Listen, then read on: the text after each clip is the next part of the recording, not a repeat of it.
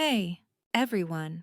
Welcome back to the TalkTune English podcast, where English becomes part of your daily. I'm Emily. And I'm Paul. We are so happy to be here with you today. It's always a joy to share our English tips. Yes, Paul, it really is. And before we start our wonderful chat today, please remember to like this video, share it with your friends, and subscribe to our channel if you haven't already. It helps us a lot. Exactly. Your support means the world to us. Thank you.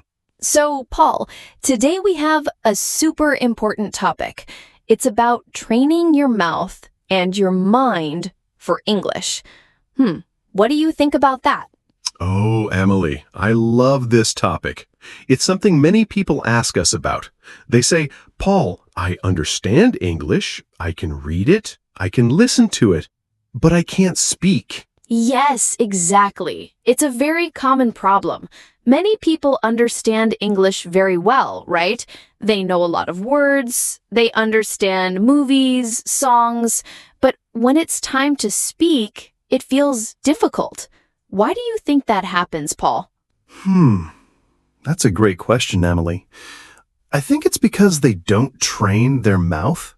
It's like knowing how to drive a car from a book, but never actually sitting in the car and driving. Your brain knows, but your body doesn't have the practice. Yes, it's like your brain knows the answer, but your mouth doesn't want to say it. It feels stuck, maybe. Yes, stuck. Or maybe shy. Or just slow. Our mouths are used to speaking our first language, right? So speaking English needs special practice. That's a wonderful point, Paul. Our mouths are muscles, in a way. Not like arm muscles, but they need training. Yes, exactly like going to the gym. Think about it.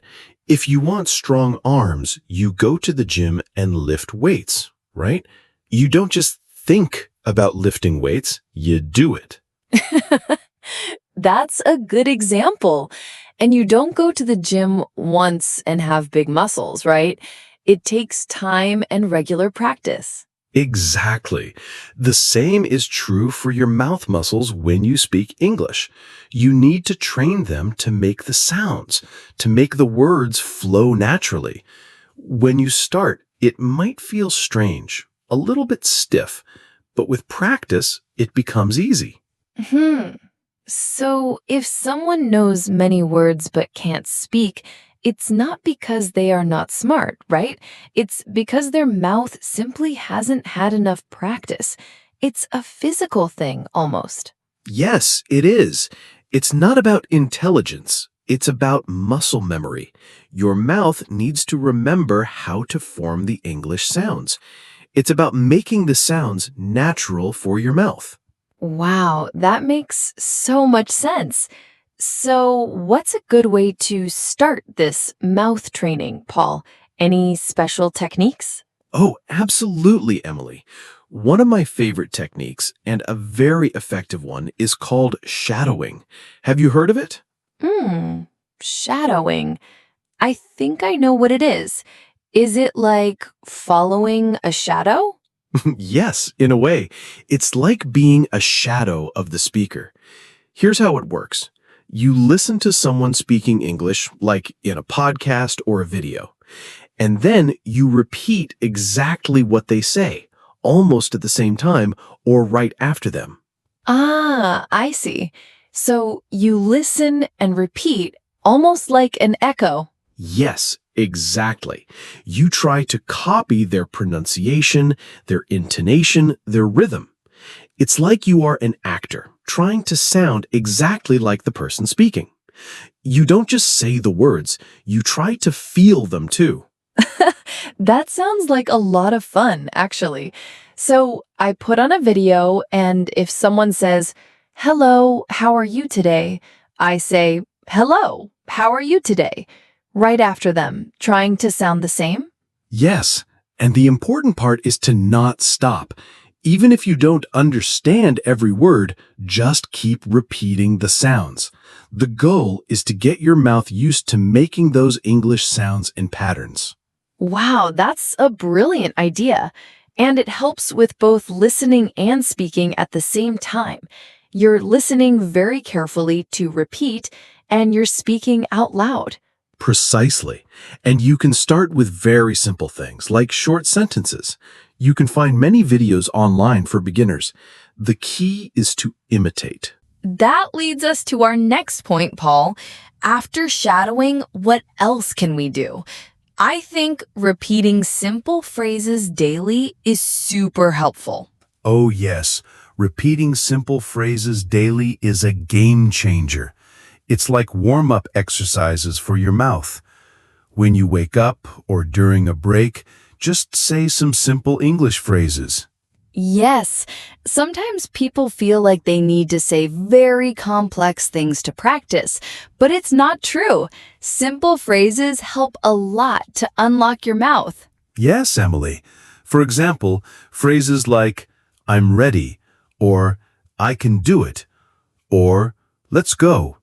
Even good morning, or thank you. Yes, and you can say them with feeling.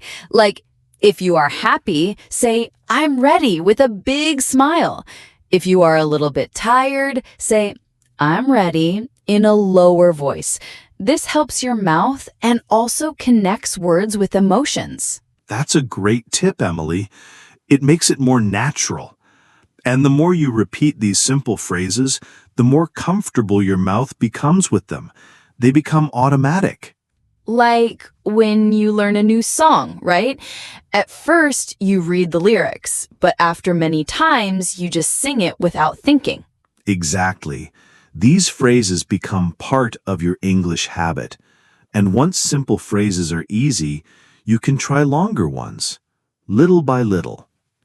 Now, this next tip might sound a little funny, but it's very important.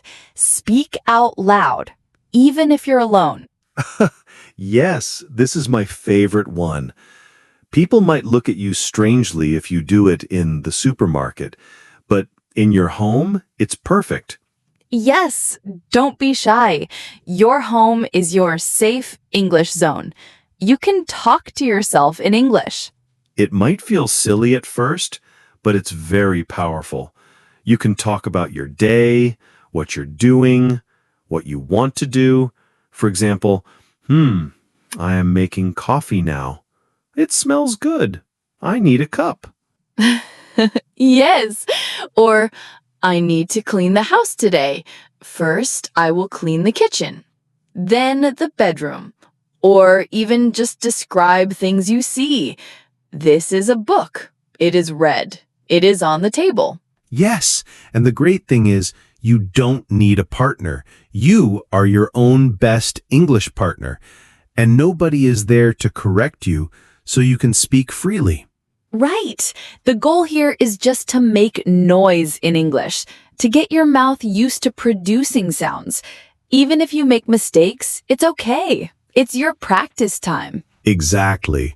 The more you speak aloud, the more natural it feels, and your brain starts to connect the words with the actions or objects. It's very, very effective. So, we train our mouths. Now, let's talk about our minds. Paul, how can we start to think in English? It sounds hard, right? It can sound hard, Emily, but it's a process, step by step, little by little. You don't need to think about complex ideas at first. So not like, I wonder about the meaning of life in English right away. No, not that. Start with simple words. When you see a glass of water, think water. When you feel hungry, think I'm hungry. When you feel cold, think it's cold. Ah, I see. So instead of thinking the word in my first language and then translating it to English, I just try to think directly in English. Yes, and it's okay if you don't know all the words. Just use the words you know. And little by little, you can try to think in simple phrases like, I need to go to the store, or the weather is nice today. Wow, this seems very helpful because sometimes when we speak, we are translating in our heads, right? And that makes us slow. Exactly. When you start to think in English, it changes your fluency. Your brain starts to work directly in English without the extra step of translation. It's like a superhighway for your thoughts. That's a great image, a superhighway. So start small with single words, then simple phrases. And don't pressure yourself to be perfect. Never. Just try. Every little bit helps, and you will feel your brain changing, becoming more English. So we are training our mouths, we are training our minds. What else can we do to make English a natural part of our lives, Paul? Ooh, this is fun. You need to make English part of your daily life. It's not just a subject you study. It's a language you live. Yes, so instead of just studying for an hour, how can we bring English into our normal day? Well, there are many ways. You can use apps for learning English, right? Just for a few minutes while you are on the bus. Yes, and videos. Watch short videos in English, maybe a simple cartoon or a news report for beginners. Even with subtitles in English, it helps. Absolutely. And audios. Listen to English music or simple English stories. And of course, podcasts like ours. Yes, like ours. Listen to us while you are cooking or walking or cleaning. The more you involve English in your day, the faster your progress will be. It's about immersion, Emily. Even if you are not in an English-speaking country, you can create your own English environment at home. Change your phone language to English. Read short news articles in English. Look at English memes. Wow, memes. Yes, that's a fun way. It doesn't feel like studying, but you are learning words and expressions. Exactly. The more English surrounds you, the more natural it becomes. Your brain gets used to hearing, seeing, and thinking in English without extra effort. It speeds up everything. Paul, this next point is so important for all types of learning, but especially for English. It's about consistency. Ah, yes. Stay consistent. This is key. Many people think they need to study for 2 hours every day, but that's not always possible. Right. And then they get tired and they stop. But what if we do just a little bit every day? That's the secret. 5 minutes a day is powerful. Seriously. Training every day, even for a short time, is much, much better than studying a lot only once in a while. Yes, it's like the gym example again. Going to the gym for 5 minutes every day will make you stronger than going for 5 hours once a month. Exactly. Small, regular efforts build habits, and habits build skills. Your mouth remembers the sounds. Your brain keeps thinking in English. It's a continuous process. And it feels less like a big task, right? Oh, I only need to do 5 minutes of English today. And sometimes those 5 minutes turn into 10 or 15 because you start enjoying it. That happens all the time. The point is to not break the chain. Every day, a little bit of English. It builds momentum, it builds confidence, and it tells your brain, English is important, we do it every day. Now, this is a beautiful point, Paul, and very important for our confidence. It's about celebrating your voice. Oh, I love this one, Emily. It's so true. Your voice in English is important. It's your voice. Yes, many people wait to start speaking until I think they are perfect. They think, my English is not good, my accent is bad, I will wait. No, don't wait to be perfect to start. You start to become better. Your voice, with your unique accent and way of speaking, is part of who you are. Exactly. Be proud of your voice. When you speak English, you are communicating, and that's what matters most. Don't worry about being perfect. Worry about being understood. And understood is easy even with a little accent. Yes, embrace your accent. It shows where you are from, and it's unique. The goal is clear communication, not to sound like a native speaker from a specific country. And when you celebrate your voice, you feel more confident. You feel good about speaking. And when you feel good, you speak more. It's a wonderful cycle. It truly is. So next time you speak English, whether it's to yourself or to a friend, just smile and say, "This is my voice. I am speaking English." Paul, this last point connects everything we talked about today, and it's very powerful. It's your brain will follow your mouth. Wow, Emily, that's a deep thought. Can you explain more? Yes, many times we think we need to know everything perfectly in our heads before we can speak, but it's the opposite. So you mean when you speak, your brain actually learns faster? Yes, exactly. When you use your mouth to form words, to make sounds, to create sentences, your brain is working in a very active way. It's not just receiving information, it's producing it. Ah, I see. So the act of speaking is a powerful learning tool in itself. It's not just showing what you know, it's helping you know more. Precisely. The fluency is born in the practice. It's not born in just reading a book or listening to a podcast. Those are important, yes, but the speaking part makes it real for your brain. So by forcing your mouth to speak, even if it feels difficult at first, your brain quickly catches up and starts to make connections. It's like, oh, we are doing this. I need to help. Yes, it's like your brain is saying, okay, mouth, you are speaking English. I need to give you the words, the grammar, the correct pronunciation quickly. It creates a strong link between sound, meaning, and action. Wow, that's very inspiring. So don't wait for your brain to be perfect. Start speaking and your brain will get there faster. Yes, exactly. The more you speak, the more natural it becomes, and the more your brain adapts to thinking and communicating directly in English. It's a beautiful process.